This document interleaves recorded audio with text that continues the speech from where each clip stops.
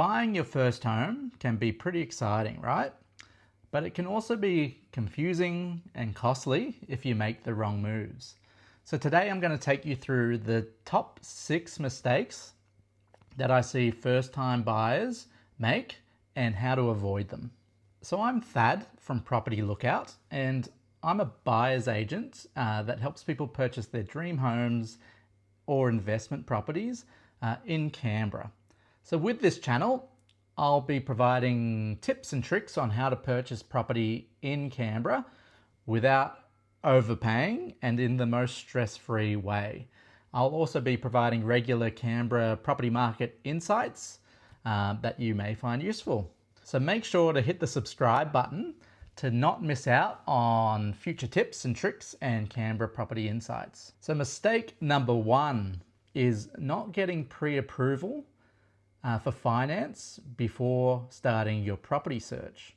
Now, why is this an issue? This can be an issue because getting pre-approval can often take a bit of time. And if you start your property search and you go out and you find the perfect property for you, look, the Canberra market moves pretty quickly, you'll find, and oftentimes properties will have 1 or 2 open homes and then sell on a day or 2 after those. So if you were to find your dream property and you didn't have pre-approval yet, that puts you in a bad position to put in an offer because you don't have your finance sorted.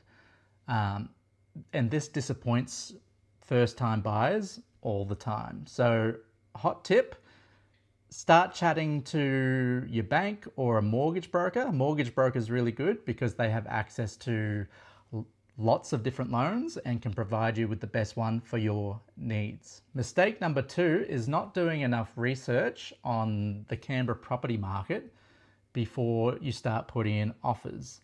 So the Canberra property market is constantly changing. So it's a good idea to stay up to date with what it's doing if you're planning to buy in the near future. So it's a good idea to start doing some research on the suburbs and looking at recent sales to see, if prices are increasing or decreasing. That just puts you in a good position to know what's happening when, you find your perfect property in your perfect suburb. So top tip, start looking at realestate.com, domain.com, and look at recent sales in the suburbs you're interested in buying. So mistake number 3 is not knowing how to assess the value of a property. So this is a really important skill to have, right? If you're planning on buying a property, because if you don't know how to assess the value, how are you going to know what offer to put in when you find that perfect property for you?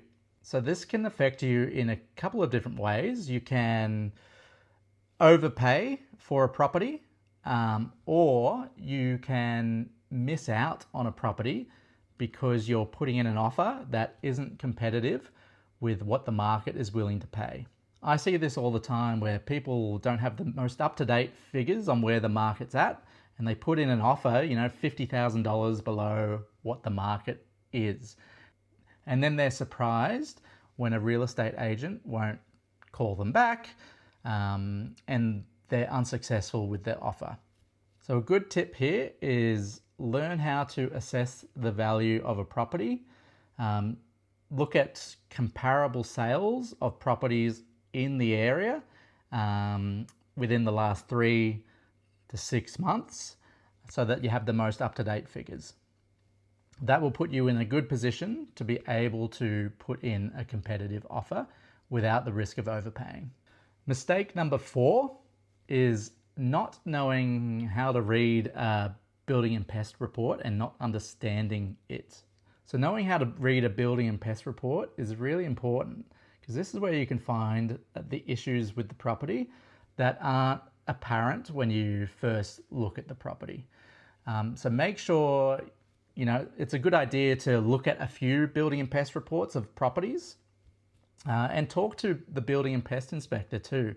Make sure if you have any questions, give them a call because oftentimes they are really good and will answer all of your questions.